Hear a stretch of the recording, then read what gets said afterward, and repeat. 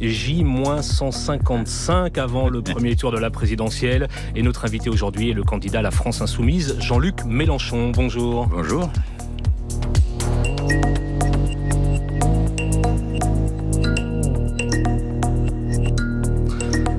En 2012, Jean-Luc Mélenchon, vous aviez recueilli 11% des voix au premier tour de la présidentielle. 5 ans plus tard, en 2017, 19,5%. Pour la troisième fois, vous êtes donc candidat à l'Élysée. On a 45 minutes pour parler de votre programme et comprendre notamment ce qui vous différencie des autres candidats à gauche. Mais d'abord, la prise de parole attendue mardi soir d'Emmanuel Macron pour évoquer la situation sanitaire et économique du pays.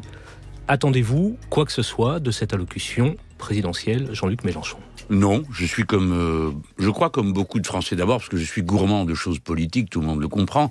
Donc quand le chef de l'État parle, ça retient l'attention. Vous l'écoutez? Oui, parce qu'il dit des choses en général. Mais lui a l'art de ne rien dire, tout en c'est un bavardage.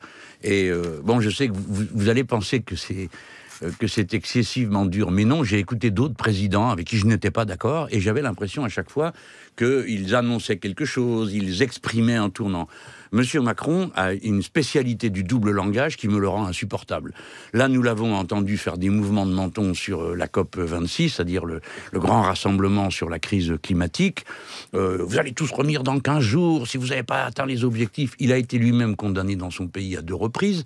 Et là, 20 pays signent une convention pour dire nous n'allons plus exploiter l'énergie fossile. Le pays qui signe pas, c'est la France. Donc, si vous voulez, sa parole est en quelque sorte, à mes yeux, décrédibilisée. Quand M. Sarkozy parlait, il disait des choses et il les faisait derrière.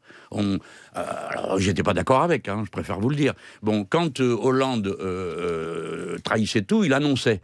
Un jour, il arrive et puis il dit oui, tout le monde le sait, c'est l'offre qui crée la demande. Les gens qui nous écoutent sont assez cultivés, je m'en doute, pour savoir que c'était une révolution intellectuelle absolue. Il disait des choses. Monsieur Macron ne dit rien. Il parle. Et puis c'est tout. Là, a priori, le sujet de l'allocution présidentielle sera d'abord, on imagine, la crise sanitaire avec Alors, qu'est-ce qu'il va nous dire? Il va nous dire l'épidémie. Les masques ne servent à rien, ou il va nous dire qu'ils servent à quelque chose? A priori, les masques sont de retour dans les écoles, dans 39 Bien départements. sûr, mais moi j'ai vécu les séances à l'Assemblée nationale où les ministres en rang vous disaient que ça servait à rien. Bon, quand on leur disait, mais enfin, vous êtes tout seul au monde à raconter un truc pareil, ça vous dérange pas? Non, ça les dérangeait pas. Quand on parlait des tests, on leur disait, écoutez, l'Organisation mondiale de la santé dit qu'il faut tester encore. Qu'est-ce que j'en sais? Moi, je suis pas scientifique. Je me repérais à la seule chose que tout le monde respectait, l'Organisation mondiale de la santé. Non, les tests non plus, ça servait à rien. Un mois après, ils changent d'avis. Et si vous voulez, leur attitude continuellement changeante a ébranlé l'autorité de la parole officielle jusqu'au point que maintenant, on se demande par quel bout rattraper les processus de conviction. Et ensuite, ils ont pratiqué une forme de terrorisme intellectuel qui était, si jamais vous êtes contre le pass sanitaire, alors vous êtes suspect. Monsieur Mélenchon, criez, dites que vous êtes contre le vaccin, assumé. Non seulement je suis pas contre, je suis moi-même vacciné. Et je milite au niveau mondial pour que la licence soit libre d'accès au vaccin. Parce que mes camarades de tous les pays du monde me disent « Écoute, nous, on est en train de mourir, du contraire. » Bref, mais je refuse, je ne veux pas être celui qui change de méthode et qui, plutôt que convaincre, va contraindre. Pas M. Macron. Il change de position, et à chaque fois qu'il change de position, eh bien, il adopte la nouvelle comme s'il avait toujours été sur cette ligne. Et c'est ça qui qui discrédite la parole officielle. Je ne lui ferai pas le reproche de ce qu'il dit, je peux le faire, comme opposant. Ce que je lui reproche, c'est de changer continuellement et de mentir, de donner continuellement l'impression qu'il est en train d'entortiller les gens. Que pensez-vous du fait que le pass sanitaire ait été prolongé jusqu'à la fin du mois de juillet 2022, c'est-à-dire au-delà des prochaines échéances électorales? Alors d'abord, on a voté ça en 3 fois dans la même semaine, ça a été assez vite dans les navettes. La dernière, c'était hier matin. Je ne trouve pas que l'écart ait été... quand vous partez de l'idée que dans quelle situation sont les groupes d'opposition de la gauche de l'hémicycle, comparé à la majorité macroniste, l'écart est pas si grand, parce qu'on est 83 contre, 118 pour, c'est très limité. Donc ça veut dire que, y compris dans la Macronie, les gens n'en peuvent plus de raconter une chose et son contraire. Le pass sanitaire est une erreur, parce qu'il donne l'impression de la sécurité. C'est-à-dire, vous avez un pass, vous le montrez, vous dites, bon, ben moi, je vais où je veux. Hein. Sauf que, même si vous êtes vacciné, comme c'est mon cas, vous pouvez parfaitement contaminer les autres. Et vous-même, vous pouvez porter le virus. Donc, le pass sanitaire donne une illusion de sécurité, tout en contraignant toute la société à un mécanisme de contrôle qui finit par être banal, parce que tout finit par être banal. J'ai connu, moi, une période où le contrôle d'identité, c'était pas un droit, hein. Il fallait certaines circonstances. Maintenant, tout le monde trouve normal de sortir sa carte d'identité pour un oui, pour un non, même si ça sert à rien. Je termine. Oui. Mais qu'est-ce que ça signifie de le prolonger jusqu'à l'été? Comment vous voyez ça? Bah, écoutez, à la fin, on finit par se demander pourquoi ils font ça. Qu'est-ce que ça leur coûtait d'imaginer une clause de revoyure? On peut dire, écoutez, les amis, si jamais il y a une catastrophe, tout d'un coup, on prendra des décisions. Bon, donc, donnez-nous cette possibilité. Soit. Mais alors, à ce moment-là, on donne une clause de revoyure. Regardez bien le défi que ça représente. À quoi nous sommes en train de nous habituer? Un type tout seul décide dans son conseil de défense de tout sur la santé. Arrive le pass sanitaire. Il nous amène jusqu'à juillet prochain. Pourquoi juillet? Pardon, je vous pose la question. Pourquoi pas août? Pourquoi pas septembre? Pourquoi pas juin? Pourquoi pas mai? On ne sait pas et on ne le saura jamais. Sauf que ce qu'on sait, c'est la vision du monde que cette affaire porte. Autrement dit, nous décidons qu'un gouvernement, quel qu'il soit, peut prendre une décision, nonobstant les élections qui auront lieu au mois d'avril prochain. Parce que c'est ça qu'on est en train de faire. Alors, soit il considère, lui, qu'il est élu d'avance et que c'est pas la peine de faire l'élection, et il est donc tranquille. Mais c'est très hasardeux pour une démocratie de donner de tels pleins pouvoirs à un gouvernement, alors que tout le monde sait que normalement, en avril, il y a un changement de gouvernement. Il y a en tout cas une élection. Il y a une élection, mais même si c'est à l'intérieur de la même majorité, j'en sais rien, c'est évidemment pas le scénario que je souhaite, mais c'est pour vous dire, on n'imagine pas des règles de la démocratie seulement à son avantage, on doit les imaginer en général. Donc le refus pour eux, c'est une manière de plus d'habituer l'opinion, les décideurs politiques, au fait qu'ils décident ce qu'ils veulent, et point final. C'est-à-dire que le caractère de monarchie présidentielle est de plus en plus accentué dans notre pays, et que progressivement, tout le monde s'habitue à tout, et finit par trouver que toutes les brutalités de gouvernement sont acceptables. Voilà. Alors, comme vous avez 32 personnes éborgnées par des gestes policiers, et qu'il n'y a pas un seul coupable, et on considère que c'est des gars marginaux. Et tout est comme ça. C'est un autre sujet. Et évidemment, oui. Il y aura sans doute dans l'allocution présidentielle un caractère économique, et on va aller sur l'économie dans un instant. Mais d'abord, je vous présente Nora Hamadi, qui tout à l'heure dans l'émission Sous les radars évoquait ces dérives quasi sectaires qui se sont développées à la faveur de la pandémie. Et Nora, vous avez une question pour Jean-Luc Mélenchon. Oui, Jean-Luc Mélenchon. Alors justement, le dernier rapport de la Miviludes affirme en fait que de plus en plus de Français dérivent vers des mouvements sectaires qui sont liés notamment au bien-être des nouveaux gourous 2.0 sur YouTube, qui sont dans le yoga, dans la naturopathie, qui sont adeptes du jeûne thérapeutique et surtout qui sont de fervents anti-vaccins. Vous évoquiez tout à l'heure le fait que vous êtes vacciné, vous poussez à la vaccination, à la liberté justement de développer ce vaccin en fait sous licence libre à l'international. Mais plus largement, on voit sans aussi, y obliger. Évidemment, mais on voit aussi que depuis quelques années, cela aussi illustre en fait une forme de défiance institutionnelle, vis-à-vis des institutions, vis-à-vis de la médecine, vis-à-vis de la science. Comment est-ce qu'on lutte contre ça et qu'est-ce que cela dit en fait de notre époque, de cette société qui est en quête de bien-être, d'un retour à la nature et peut-être en quête de sens? Cette défiance. Alors, d'abord, pardon de vous dire qu'on a raison d'être défiant à l'égard des institutions. C'est le propre de la politique. Donc, mettons pas tout sur le même plan. Et quand on va combattre la méfiance à l'égard de la science, il ne faut pas que ça soit une occasion au passage de valider les médias et les institutions. Je dis ça pourquoi? Parce que le rôle des médias dans la crédibilisation des comportements irrationnels a été considérable. Dans le livre dont vous parliez tout à l'heure, on évoque une série de 5 articles parus dans Le Monde, qui est considéré par les gens qui luttent contre les sectes comme un véritable coup de pub. Mais je mets tout ça de côté pour venir sur le fond de ce que vous exprimez. Le rapport à la science. Bon, alors, d'abord, comprenons bien une chose, c'est que rien n'est fait pour valoriser la science. Le goût de la recherche. Par exemple, la recherche fondamentale est souvent moquée, raillée. Vous avez assez cherché, maintenant il faut trouver. On survalorise la recherche pratique. Tous les grands exploits scientifiques et techniques, il y en a toute l'année, jamais un mot. Un problème dans un immeuble, oui. Un meurtre, oui. Tout se concentre là-dessus. Regardez, la semaine dernière, il y a 15 jours, pardon, le temps passe, Ariane Espace a décollé et envoyé la plus lourde charge qu'elle ait jamais envoyée dans l'espace. C'est un exploit scientifique et technique. pas une seconde de télé. La fusée est française, le port spatial est français, rien. On parle beaucoup de Thomas Pesquet. Alors, oui, t'es bien. Lui, il a fait un énorme boulot, hein, cet homme. Bon, il a fait un énorme boulot. Au mois de décembre prochain, on va à nouveau tirer depuis Kourou le plus grand télescope que l'humanité ait jamais envoyé dans l'espace et qui nous permettra de voir comme jamais. Tout ça passe sous les radars. Mais la France... de discuter avec le comité de rédaction du nouveau Epsilon, là, qui est la nouvelle revue qui est faite avec une partie de l'équipe de Science et Vie. Ils vous disent qu'il n'y a qu'en France, qu'il y a 400 000 abonnés à des revues scientifiques. Donc il y a un goût, il y a un appétit en France. Alors évidemment, il y a des comportements anti-scientifique. Donc la première réplique, c'est valoriser l'activité de la science. Et deux, arrêter aussi de prendre les gens pour des imbéciles. Ils se sont parfaitement rendus compte que les grands professeurs de médecine et autres s'engueulaient sur les plateaux de télé, étaient d'accord avec rien, se disputaient les uns les autres à propos des méthodes de guérison. Donc il y a l'idée que, au fond, tout le monde a raison en même temps.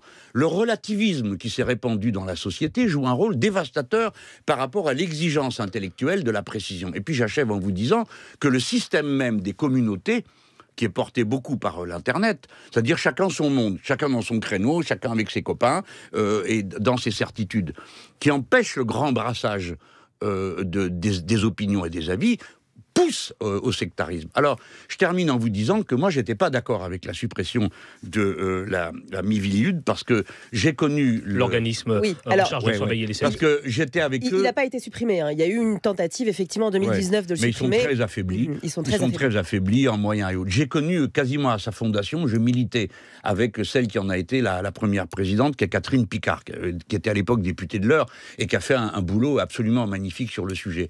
Mais si vous voulez, on a considéré que les sectes, bon, c'était pas grave. Alors, tous les moyens de lutte sont partis dans la chasse aux terroristes islamistes, qui est naturellement tout à fait nécessaire. C'est une priorité légitime. C'est une nécessité. Quant à savoir si c'est une priorité au milieu de toute cette bande de dingues, c'est une autre question. Il faut en même temps faire face, parce que c'est vrai que maintenant, des groupes extrêmement limités de personnes sont capables de faire un maximum de dégâts. Alors, la lutte contre les sectes, pour moi, fait partie de ces objectifs, mais difficile à manier, disons-le à ceux qui nous écoutent. Parce qu'il y a des moments, par exemple, j'ai lu dans le bouquin, qui mettent en cause les évangélistes. Eh bien, levez-vous de bonne heure pour expliquer ça, parce que pour beaucoup de gens, les évangélistes, c'est une religion, c'est une manière de croire en Dieu, et les évangélistes vous diront, mais nous, on n'a tué personne. Jean-Luc Mélenchon, pour boucler sur cette histoire, dans les manifestations anti-pass sanitaire, il y avait aussi, il faut le dire, un mélange de populations. C'est-à-dire que vous aviez des anti-pass, des militants à la France Insoumise, et puis des complotistes les plus extrêmes. Des gens de droite, de gauche, de tout, dans les manifs contre le pass sanitaire, vous avez raison, mais là, c'est un autre sujet. C'est un peu le même sujet quand même. Non, je vais vous dire pourquoi. Parce que, quand même, admettez-moi une spécialité. Hein. Peut-être que la révolution et les processus de masse, je connais quelque chose sur le sujet, après en avoir tellement étudié. Par définition, les processus de masse qui embrasent les sociétés de l'intérieur, quand vous avez une commotion comme ça, c'est précisément qu'il y a tout le monde et n'importe qui se met en mouvement. Des fois avec des points de vue, mais complètement différents, et qui visent un même objectif. L'essentiel là-dedans, c'était le refus du pass sanitaire. Alors vous aviez toutes les variétés de ceux qui sont contre le pass sanitaire, qui était là, depuis l'insoumis rationaliste et scientiste, jusqu'au type qui pense que c'est les étoiles qui peuvent vous guérir. Donc c'est une caractéristique commune des grands mouvements. Nous sommes dans une période de grands mouvements. C'est pas à vous que je vais apprendre à France Culture ce qu'étaient les manières de réagir des sociétés devant les grandes pandémies du passé. Hein. Bon, alors vous aviez des dingues qui attribuaient ça à une comète. Et puis les premiers des Lumières, Voltaire et compagnie, qui disent mais la comète n'a rien à voir avec les problèmes qu'il y avait à l'époque. À chaque fois, il y a, si vous voulez, une poussée d'irrationnel, parce que les gens essayent de trouver une explication à un phénomène qu'ils ne maîtrisent plus. La pandémie a une explication virologique, il y a un virus, on ne sait pas le combattre, mais ce virus, il est social, parce qu'il est arrivé des animaux sauvages aux animaux domestiques et passé aux hommes à cause de la zoonose et des grands élevages. Donc, si vous voulez, quand vous m'entendez, là ça prend 4 ou 5 ou 10 secondes, c'est moins excitant que d'entendre dire que c'est l'étoile de Sirius qui s'est levée entre la Grande Ourse et je sais pas quoi, et que c'est pour ça que le microbe vous tue, c'est plus poétique, tandis que mon histoire, elle est économique, elle est rationnelle et tout. Donc, prenez l'habitude, ne méprisons pas les gens. Chaque fois qu'on les méprise ou qu'on essaye de les mettre dans le même tas pour en faire un paquet, on aboutit au fait que tout le monde s'enrage et qu'il n'y a plus de place ni pour la science ni pour la raison. Jean-Luc Mélenchon, vous évoquiez tout à l'heure, au début de cet entretien, les promesses du président Macron sur la COP26, cette réunion internationale sur le changement climatique qui se déroule encore cette semaine. J'ai vu qu'il y avait une délégation d'ailleurs, la France Insoumise, qui était à Glasgow. À quoi ça sert Est-ce que vous attendez quelque chose de ce rassemblement? Non, alors ça sert à quoi? À maintenir l'alerte. On va dire ça, il ne faut pas non plus être complètement négatif. Mais le hasard fait que, compte tenu de mon âge, et que je m'y suis intéressé dès le début, j'ai donc suivi les 26 COP, dont la première où je me trouvais. Ça se trouve comme ça. Bon. Alors, clairement, maintenant, au bout de la 26e, on peut faire un premier bilan. On sonne l'alerte, la planète va brûler, nani, nana. Qu'est-ce qu'on a fait depuis 26 ans? Plus 40% de CO2 dans l'atmosphère, c'est-à-dire rien. Une fois, on a pris une bonne décision. C'est un accord international. C'était sur le gaz, vous savez, qui faisait le trou dans la couche d'ozone. Ce type génial qui avait repéré et a poussé à une action internationale qui a fonctionné. Pour la première fois, l'humanité est devenu acteur de sa propre histoire en tant qu'humanité. Mais celle-ci, on va dans le mur, s'il n'y a pas de mesures contraignantes, s'il n'y a pas... Alors moi, c'est ma position. Je dis, maintenant, assez de bavardage, nous avons besoin de contraintes, c'est-à-dire de lois, de règlements internationaux. Et il est clair à mes yeux que c'est le rôle de la France de faire ça. Notre rôle n'est pas d'être une puissance militaire ou une puissance, que sais-je encore. Nous pouvons être tout ça, mais surtout, nous devons être une puissance morale qui prend en charge une politique de droit international. Ça n'est pas le cas aujourd'hui. Ah ben non, parce que si vous voulez, comme notre président actuel ment, tout le monde le sait, il n'y a qu'en France que un certain nombre de médias disent le contraire pour des raisons qu'on comprend, je ne parle pas de vous. Bon, mais dans le monde entier, tout le monde sait qu'il raconte des histoires. Le numéro à Beyrouth a été pitoyable, la manière dont il s'est comporté en Afrique, et ainsi de suite. Mais là, pour rester sur le thème de la COP26, donc les grands traités qu'il faudrait mettre en œuvre, celui qui est en panne à l'ONU, parce que la discussion traînasse et tout le monde sabote, c'est celui qui veut donner des normes contraignantes aux multinationales sur le plan social et environnemental. 2, il nous faut une loi sur les grands fonds. Parce que les grands fonds n'appartiennent à personne. Donc, premier arrivé, premier servi. C'est pas normal, une situation comme celle-là. Troisièmement, vous avez 1000 scientifiques qui ont proposé de faire un traité de non-prolifération des énergies carbonées. Et 700 ONG demandent la même chose. Moi, j'y suis rallié depuis le mois d'août dernier. Il a fallu le temps que ça soit traduit en français, figurez-vous, parce que c'est un des problèmes qu'on a. La débilité de la francophonie à échelle mondiale fait que les 3/4 du temps, les textes vous passent sous le nez si vous ne lisez pas l'anglais couramment. Donc voilà, je donne ces 3 exemples. Je pourrais en donner d'autres. C'est ça qu'on attend de la Réunion. Et il faut de la contrainte maintenant. C'est-à-dire qu'on puisse commencer à dire non, vous faites ça, on vous punit. Condamner des États qui ne jouent pas le jeu. Il y avait l'idée, la Bolivie avait inventé un tribunal climatique international. Ils l'ont déposé à l'ONU, ça n'a pas été adopté. Si on trouve que c'est trop compliqué, on pourrait très bien donner à la Cour pénale internationale le rôle de décrire les écocides. Mais regardez bien. L'humanité ne peut pas protester de son intérêt général devant un tribunal, tandis que les grandes entreprises, n'importe quelle multinationale, peut traîner un État ou un groupe d'États qui a fait un accord dans les tribunaux d'arbitrage si jamais ça viole leurs intérêts matériels et financiers. Avouez que tout de même, c'est une drôle d'époque. Jean-Luc Mélenchon, vraiment d'un mot, est-ce que vous pouvez clarifier votre position sur le nucléaire? D'un mot? Ben oui, je suis pour qu'on en sorte. Quand? Alors, il y a un scénario qui a été établi par un groupe de gens très sérieux, qui est Négawatt. Il y a encore 5 ans, il disait c'est en 2035. Donc moi, j'étais resté sur 2035, et puis je dis, de toute façon, celui qui est au pouvoir ne doit pas se laisser berner par la technostructure des grandes sociétés qui sont à l'œuvre et de l'État, et il doit faire preuve de volontarisme. Donc moi, j'avais dit, c'est peut-être 2035, mais avec moi, ça sera 2030. C'est une manière de dire, ça va chauffer là-dedans. Bon, j'ai été ministre, je sais ce que c'est que de bousculer une administration. Mais Négawatt nous dit, non, on a perdu 10 ans. Donc maintenant, on ne pourra pas en sortir avant 2045. Je suis leur scénario et je me dis, j'essaierai de faire mieux et de faire plus vite. Mais d'abord, je voudrais qu'on dise une chose, ça sera d'un mot. C'est quand même un peu gonflé, je ne dis pas que c'est ce que vous êtes en train de faire, de me chercher pouille sur la date sans s'interroger sur la raison. Le nucléaire est très dangereux. Le nucléaire est très coûteux. Alors il est très sûr, très stable, jusqu'au jour où il y a un accident. Et quand il y a un accident, c'est un accident maxi dégâts. Et je demande aux gens de bien réfléchir. Je dis à tous ceux qui ont le culot de venir dire non, il n'y a pas de risque, je leur dis laissez-nous votre numéro de téléphone pour qu'on vous appelle. Le jour où il y a un problème à la centrale de Nogent, qui est en amont du fleuve qui dessert la capitale, Paris, d'accord, il y a 12 millions de personnes à déplacer. C'est pas Fukushima où on a déplacé, je ne sais pas combien, 2 ou 3 millions, je ne me rappelle plus exactement le chiffre. C'est 12 millions. La centrale de Blaye, qui est dans l'estuaire de la Gironde, vous avez vu l'autre soir un magnifique reportage à la télé, nous avons été sauvés par un ingénieur. Le gars qui a eu la lucidité de se dire, ça va mal tourner, j'arrête la centrale. Elle est dans l'eau. Tout le monde sait que l'eau monte. Alors, qu'est-ce qu'on va faire? Qu'est-ce qu'on fait de celle qui est à côté de Dunkerque? Comment trouvez-vous raisonnable, alors qu'on a 10 ans de retard sur celui de Flamanville, alors qu'il faudra à nouveau changer le couvercle en 2024, vous trouvez raisonnable, le président s'amène et dit on va en faire 6 autres. Mais vous n'êtes pas foutu d'en faire marcher un. Et vous voulez en faire 6 autres. Et maintenant, il veut mettre des mini-centrales partout parce que les gens n'aiment pas les éoliennes. Peut-être que vous n'aimez pas les éoliennes à terre, je ne sais pas comment c'est chez vous, mais est-ce que vous avez envie d'avoir une mini-centrale nucléaire devant vous? Non. Donc, il faut passer à autre chose. Moi, je sais qu'on peut faire autre chose. Et on fermera les réacteurs à mesure qu'on créera la capacité de production de l'énergie correspondante. Voilà, je ne peux pas mieux dire. France Culture, politique, Grégory Phillips. On va revenir à des sujets plus terre-à-terre. Pour des violences... Là, il est, parce que quand vous êtes irradié, c'est définitif.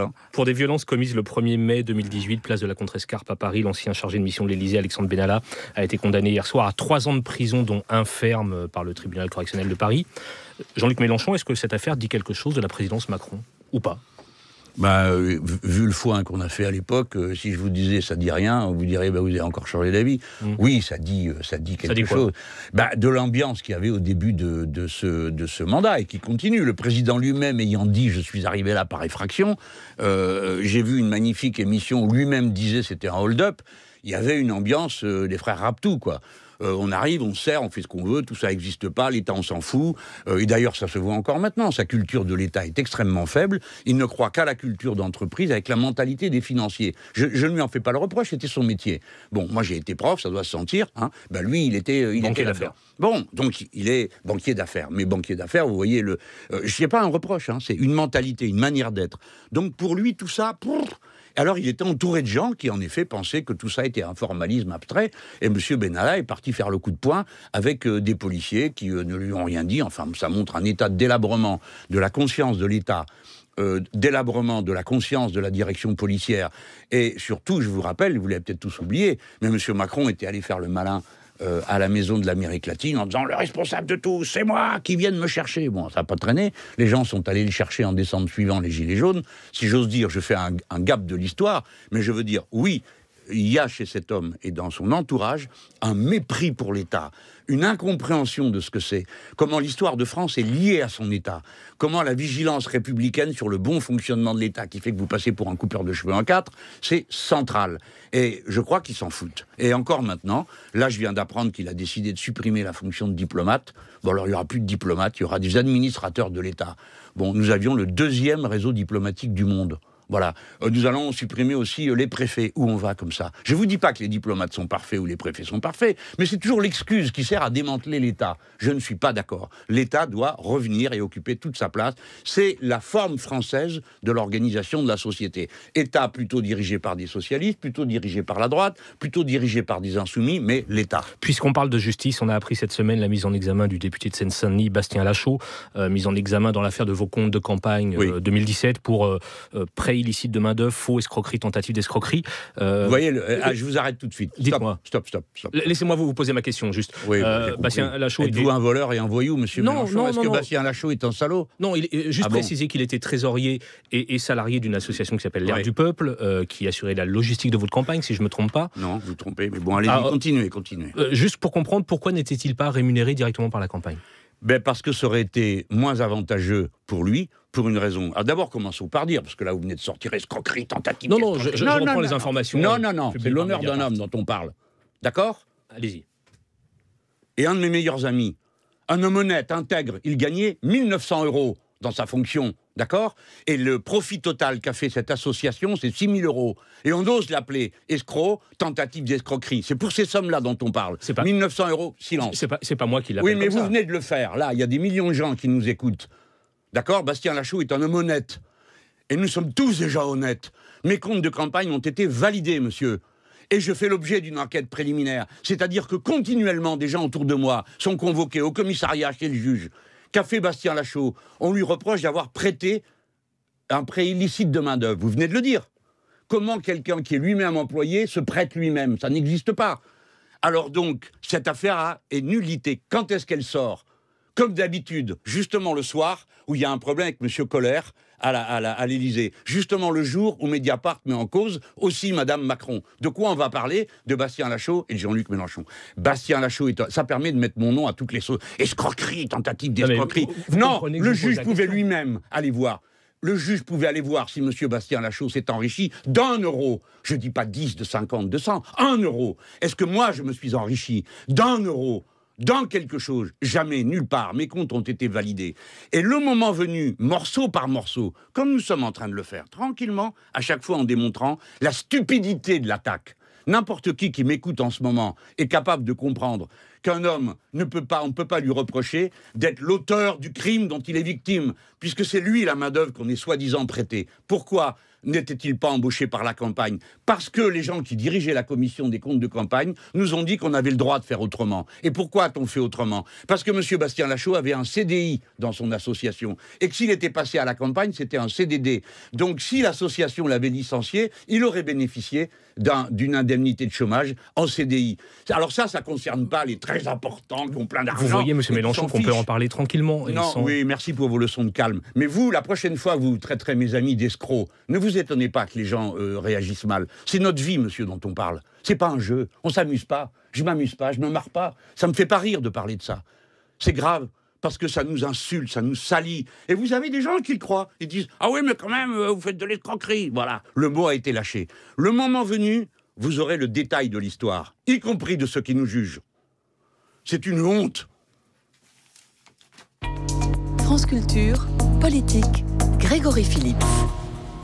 Jean-Luc Mélenchon, où en êtes-vous de vos parrainages pour la présidentielle? Eh bien, c'est dur. Je ne vais pas le cacher, parce que moi, j'étais partisan du fait qu'on parraine par des citoyens. C'était une proposition de la commission qui était faite par Jospin et compagnie. Aujourd'hui, c'est par des élus. J'ai proposé une proposition de loi et ils ont voté contre. Bon, alors aujourd'hui, c'est des élus. Alors, il y a les députés, les conseillers généraux, les députés européens, les maires, les conseillers généraux, les conseillers régionaux. Et évidemment, souvent, tous ces gens sont élus par des partis. Au titre des partis. Et les partis leur disent, tu ne donneras pas ta signature à qui que ce soit. Ou tu la donneras... à un tel ou un tel, j'en sais rien. Moi, bon, dans le passé, ça s'est trouvé que les élus communistes m'ont beaucoup parrainé dans le passé. Bon, alors donc, cette fois-ci, le dirigeant du Parti communiste a dit, pas question, Mélenchon n'aura pas une signature et... Parce qu'il est lui-même candidat et qu'il y a un jeu... oui, c'est ça. Et puis ils espèrent que je ne sois pas candidat et que ça améliorerait leur situation. Vous en avez combien aujourd'hui? Alors, on a dépassé la moitié, ce qui est quand même un bon signe, mais c'est pas suffisant. Il en faut 500. Il en faut 500, donc je suis un peu plus loin que 250, mais je ne suis pas tranquille. Je ne peux pas vous dire que je dors tranquille. Non. Parce que, à la fin, tout pourrait se bloquer. Si je n'avais pas les signatures. Cependant, il ne faut pas non plus que je joue le catastrophiste, le faux catastrophiste. Il y a encore du temps. Il y a encore du temps. Oui, et puis toutes les semaines, ça rentre, il y en arrive. Moi, je suis allé en Guyane, je suis revenu avec 15 parrainages. Bon, nos amis vont voir les maires. Et puis, vous savez, les gens, ils comprennent vite, les élus, que c'est pas un soutien qu'on demande. Par exemple, quand on me parraine, ça ne veut pas dire je suis d'accord avec Jean-Luc Mélenchon. Surtout pas, non. Ça vous donne la possibilité de vous présenter. Donc, ils concourent à la démocratie, puisqu'on leur a dit, écoutez, ils ont rien demandé, les élus. On leur dit, c'est vous qui avez ce pouvoir-là. Les gars, les filles, qu'est-ce que vous voulez que je vous dise? Assumez-le, ce pouvoir. Et donc, donnez la possibilité à la démocratie de fonctionner. Je pense qu'on va y arriver, parce qu'on est très opiniâtre, très méthodique et très discipliné dans le travail, j'espère. Et puis que les élus aussi... quand ils comprennent qu'il y a un problème, souvent ils disent non, on va pas laisser faire. Est-ce que ça vous peine que vos anciens alliés communistes, par exemple, jouent pas le jeu? Ah évidemment. J'ai passé ma vie, moi, à militer avec des communistes. Si vous croyez que ça me fait plaisir de m'affronter avec eux, non. D'ailleurs, moi, je ne m'affronte pas. Je ne réponds à aucune des insultes de Fabien Roussel. Je ne me fâcherai pas avec les milliers de communistes avec qui j'ai fait campagne 2 fois. Et moi, je me sens, si vous voulez, dans mes réussites, pas seulement dans mes échecs, dans mes réussites de 2012 et de 2017, aussi l'héritier des communistes, parce que c'est eux qui ont fait le boulot avec les miens. Donc, les uns les autres, nous avons travaillé ensemble, et je forme le vœu qu'on finisse par se retrouver. Moi, j'ai proposé à Fabien Roussel de conclure un accord privilégié entre nous pour les élections législatives, de manière y compris à être en position peut-être de force pour discuter avec d'autres, ou pour ne pas discuter. Quelle a été sa réponse? Aucune, il ne répond à rien. J'ai écrit 2 lettres... au comité central, à tout ça, personne ne répond jamais rien. C'est dommage parce que je pense que ce que j'avais écrit méritait. Mais enfin bon, ça se fera peut-être. Moi, je ne veux pas me disputer avec le mouvement communiste. Ils vivent sa vie, ils ont choisi d'avoir un candidat. Je pense que nous serions plus forts ensemble. Ils ont fait un autre choix. Que voulez-vous que je fasse ? Je vis sans. Il faudra donc ramasser les signatures tout seul. Il faudra faire les résultats tout seul. Il ne faut pas se laisser rebuter par la difficulté. La difficulté, elle est dans la vie. Tout ce qui compte, c'est les moyens qu'on utilise pour la dominer. Moi, je sais que l'élection dépend pour moi du fait que les électeurs des milieux populaires aillent voter. S'ils votent, j'ai toutes les chances d'être au deuxième tour. S'ils votent pas, je pense que ça va vraiment être très dur pour moi. Très dur. Alors, comme tous les samedis, j'accueille dans ce studio l'historien Nicolas Rousselier. Et le fait de dialoguer avec un historien va sans doute vous plaire. Jean-Luc Mélenchon, bonjour Nicolas. Mais lui, il est historien pour de vrai. Vous vous êtes intéressé au parcours politique de Jean-Luc Mélenchon et à ce drôle de concept de politique à l'état gazeux. Alors là, il va falloir que vous m'expliquiez de quoi il s'agit. Oui, la politique à l'état gazeux, c'est une expression que Jean-Luc Mélenchon a utilisée, mais qui est utilisée aussi par beaucoup d'autres observateurs. Alors, je vais essayer d'appliquer la notion de politique à l'état gazeux à la situation de l'élection présidentielle qui nous intéresse dans cette émission. L'élection présidentielle, donc, à l'état gazeux. En fait, c'est très simple. Les élections présidentielles, pendant très longtemps, sous la Ve République, ont correspondu à un état de la politique solide, c'est-à-dire parti politique installé, un programme connu à l'avance, et en gros, le résultat des élections dépendait de ces partis politiques. L'état gazeux, ça veut dire que l'élection est de plus en plus imprévisible et qu'une chance est donnée à, au départ, ceux qui peuvent apparaître comme des petits candidats et qui finalement font une percée et obtiennent, c'est le cas de Jean-Luc Mélenchon, mais ce n'est pas le seul, des résultats absolument importants. Alors on peut porter un regard positif sur ce phénomène en disant que finalement, avec cette situation, le jeu est plus ouvert, le choix est plus large. En ce sens, c'est peut-être plus démocratique. L'offre politique est finalement plus novatrice. Elle est capable d'une meilleure adaptation pour pouvoir exprimer des inquiétudes sociales qui apparaissent, inquiétudes sociales qui peuvent favoriser un candidat de gauche comme M. Mélenchon, mais aussi de droite ou d'extrême droite. Voyez-vous cependant des sujets d'inquiétude par rapport à cette politique à l'état gazeux ?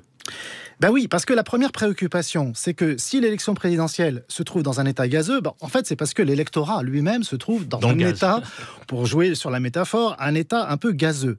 Il y a d'un côté ce qu'on appelle des électeurs disponibles, qui se sont un peu libérés, émancipés des anciennes affiliations partisanes. Et justement, comme ils sont disponibles, ils font le succès de ces candidats nouveaux. Mais par ailleurs, il y a aussi des électeurs qu'on pourrait qualifier de perdus, ou d'électeurs décrocheurs, qui sont de plus en plus difficiles à aller chercher. Et cette difficulté, elle est aussi liée à une inégalité sociale. Il est de plus en plus difficile d'aller chercher ces électeurs décrocheurs qui sont dans les milieux populaires. Et ça concerne peut-être notamment l'électorat de M. Mélenchon. On pourrait dire qu'il y a, pour 2022, un enjeu de performance collective. Tous candidats rassemblés vont-ils réussir à faire venir les électeurs dans les bureaux de vote ? Vont-ils réussir à faire que l'élection présidentielle puisse stopper le cycle infernal de l'abstention des dernières élections ? J'entends ce que vous dites, même si, sauf erreur de ma part, la présidentielle est relativement épargnée par ce phénomène d'abstention, si on compare à d'autres scrutins. Oui, donc il y a un risque. Ceci dit, moi je prendrais les paris facilement pour dire que l'élection présidentielle prochaine confirmera la force de l'élection présidentielle en termes de participation. Mais cette fois-ci, en 2022, si ça marche encore, la participation, peut-être à 70-75%, si ça marche, ce sera probablement par le truchement de ces candidatures personnelles, assez éloignées des partis, en tout cas des partis à l'ancienne. En fait, l'élection à l'état gazeux ne fait émerger pratiquement que ces personnalités fortes. Et ces personnalités fortes mettent en dépendance, en connexion et en dépendance le mouvement et son leader. Alors cela vaut pour M. Mélenchon, mais je vais prendre l'exemple de M. Macron. Je vais plutôt prendre l'exemple du macronisme. En fait, le macronisme est effectivement un bon exemple de cette situation d'électorat gazeux, dans le sens que si on se projette dans le futur, il ne pourra pas y avoir de troisième candidature de suite de Macron. C'est impossible du point de vue de la Constitution. Bien sûr. Donc on a du mal à se projeter. Et d'ailleurs, au fond, ce n'est même pas prévu dans le programme du macronisme. Le macronisme n'est pas le gaullisme. Le gaullisme avait donné un parti politique après De Gaulle, et M. Chirac ou Sarkozy le savent bien. Donc on peut imaginer qu'après le macronisme, il y aura une décomposition et probablement une recomposition avec un autre mouvement et un autre leader. Le problème finalement, et je conclus, le problème le plus profond, c'est qu'une élection présidentielle à l'état gazeux risque en fait de poser la question de la légitimité du candidat élu. Une légitimité politique forte, c'est-à-dire par exemple une légitimité de type De Gaulle années 60 ou même légitimité François Mitterrand, plutôt 81 que 88 d'ailleurs. Et effectivement, une élection à l'état gazeux risque de ne pas donner une présidence à l'état solide, capable d'embrayer sur des réformes et tout simplement capable d'avoir un gouvernement fort. Et ça, c'est un mystère qui est posé devant nous. Merci Nicolas. Jean-Luc Mélenchon, il y a quelque chose que je retiens dans le billet de Nicolas, c'est le fait d'aller chercher des électeurs qui ne votent plus. Je ne sais pas, les classes populaires, les jeunes par exemple. C'est-à-dire que si ces gens ne votent pas, c'est pas bon pour vous. Ah bah non, c'est clair. D'ailleurs, on le voit aujourd'hui dans les sondages. La plupart des sondeurs, à une ou deux exceptions près, considèrent comme les opinions seulement de ceux qui disent « je suis sûr d'aller voter ». Sûr, hein, donc on 10. Pas les indécis. Voilà, alors les autres, non. Donc ça vous donne du 53% de participation. Donc à 53% de participation, je suis coincé à 8,5. Vous me mettez à 63% de participation, je suis à 11. Parce qu'il y a un institut qui l'a fait. Donc tout ça est vrai. S'il y a une abstention massive, nous sommes perdus, et ceux qui l'emporteront, on sait qui c'est. Bon, mais par rapport à tout ce que vous dites, moi je suis, pas avec vos mots, mais je suis assez d'accord avec le tableau que vous dessinez. Moi j'ai parlé d'état gazeux parce que je voulais décrire une forme qui est le mouvement, qui ne correspond à rien de ce qu'on a connu dans le passé avec les formes traditionnelles, le parti. Mais là où vous avez fondamentalement raison, c'est que la cause de tout ça, il faut aller la chercher dans la société. La société française a été pulvérisée par le libéralisme. Je pourrais donner un exemple. Une personne sur 5 qui est embauchée par l'État, dans l'éducation nationale, est un contractuel. Alors vous vous rendez compte, on est dans l'État et dans la forteresse numéro 1, qui est l'éducation nationale. Donc partout, c'est CDD, contrat d'intérim, petit. Donc la société a été pulvérisée. Et tout le reste a été pulvérisé avec. Les syndicats ont pris cher et ils n'ont plus la même fonction de relais qu'ils avaient autrefois avec les partis. Je parle pour ma famille politique. Et les partis politiques aussi ont pris cher. Voilà. Alors les partis politiques, le fait fondamental, c'est l'explosion de la scène politique en 2017, avec, ils ont pris 3 coups en même temps, M. Macron d'un côté, moi de l'autre, et l'extrême droite. Et donc la scène a explosé, et ils ne s'en sont jamais remis. Le Parti socialiste n'a pas été capable de se renouveler ou de... Bon, et la droite, si ça se trouve, c'est la même chose, c'est une fin de cycle. Donc de nouvelles formes vont apparaître. Est-ce que ces nouvelles formes le feront assez vite pour répondre aux défis à la fois de l'effondrement social de la société, 10 millions de pauvres et la crise climatique, c'est ce qu'on ne sait pas.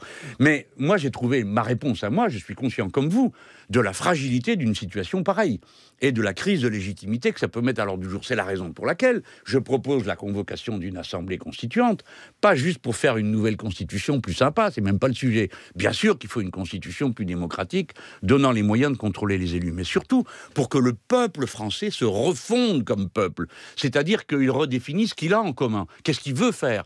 Parce que la France qui s'est pulvérisée, elle a aussi été poussée de l'intérieur par des mouvements désarticulants. Exemple, la France était rurale quand De Gaulle arrive au pouvoir, la Constitution de 58.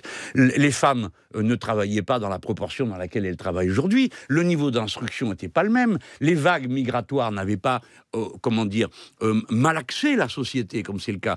En 1950, un Français avait un Français sur 4 avait un grand-parent étranger. Aujourd'hui, sur 10, et aujourd'hui c'est 1 sur 4. Donc la France a tellement changé. Elle a besoin d'un événement refondateur. Alors on va pas dire on va souhaiter les guerres ou je sais pas quoi. Donc nous avons une solution pacifique. Et ce serait la 6e République ou en tout cas la. C'est ce que je veux faire. Mais c'est pour dire que je réponds à votre défi. Je suis d'accord avec vous. Ça ne peut pas continuer comme ça parce que c'est trop dangereux. Quand vous avez des élections comme les dernières où il y a 30% de participation, on dit ah oui mais les maires vont être bien élus, tu parles 40%. Regardez ce qui se passe aux États-Unis. Il faut toujours regarder aux États-Unis parce que c'est la façade avancée de ce qui arrive dans nos démocraties. Le maire de New York a été élu avec 24% de participation. Et si vous voulez, il s'est produit aux États-Unis la catastrophe qui s'est produite en France, c'est-à-dire les gens disent ah ben entre droite et gauche, alors on a eu M. Trump, déjà c'était un signal d'alerte de première grandeur, ah ben non ça va trop loin donc on va élire un démocrate parce qu'il va être raisonnable. M. Biden Biden. Résultat, le niveau de participation s'est effondré dans les élections du mid-term. Jean-Luc Mélenchon, il nous reste vraiment quelques minutes et vous évoquez Trump. Il se trouve que quand Donald Trump a été élu, il a su capter l'électorat populaire. C'est comme ça qu'il a été élu. Est-ce que vous redoutez, on parle, vous savez, des ouvriers, des États industriels, du Michigan, etc. Est-ce que vous redoutez que, par exemple, l'électorat populaire, qui est un petit peu votre clientèle, pour emprunter un mot non, c'est moi qui suis là pour désagréable, aille vers, par exemple, un Éric Zemmour, un candidat populiste d'extrême droite. On prend un exemple au hasard, quand même, qui est M. Zemmour. Ou sinon, on pourrait parler de M. Zemmour. Bon, non, on en a très peu parlé. J'ai compris, ne vous inquiétez pas. J'ai compris ce que vous voulez me dire. Mais je n'ai jamais été d'accord avec cette analyse. Donc, je ne vais pas commencer aujourd'hui. Non, mais dites-moi. Je vais vous dire mon analyse. Il y a toujours eu des ouvriers de droite. Enfin, il ne faudrait quand même pas faire du marxisme à la petite semaine. Là. Les ouvriers sont donc forcément de gauche. C'est pas vrai. Il y a toujours eu le 20, le 30%, j'aime mieux vous dire, il ne fallait pas être malin pour être de droite et ouvrier dans les années du programme commun. C'était vraiment pas une preuve d'intelligence, enfin, à mon avis, de l'époque. Et puis, dans les élections, dans la lutte, l'énergie va à ce qui est le plus énergique, ce qui est le plus déterminé, ce qui incarne la force. Et c'est d'autant plus vrai que vous avez affaire à une poussière humaine, c'est-à-dire de gens complètement perdus, complètement opprimés, dans la pauvreté et le reste. Voilà. Donc, c'est celui qui est le plus dynamique qu'emmène le grand nombre. Jusqu'à présent, ça a été la droite et l'extrême droite. Mais nous sommes apparus en 2017, et je suis toujours là, quoi qu'on ait fait contre moi, les insultes contre mes amis et le reste. Mais on est toujours là. Donc, pour moi, mon seul devoir, c'est d'être le plus dynamique, le plus entraînant. Puis après, monsieur, je vais vous dire une chose, je suis un démocrate, moi. Et les gens, ils votent comme ils veulent. Et puis, on s'incline. Mais si c'est moi qui gagne, alors c'est mon programme qu'on appliquera, j'aime mieux vous dire. Merci. Et puis, j'en enlèverai pas une ligne. Merci Jean-Luc Mélenchon. C'est moi qui vous remercie. Vous étiez l'invité de Politique sur France Culture.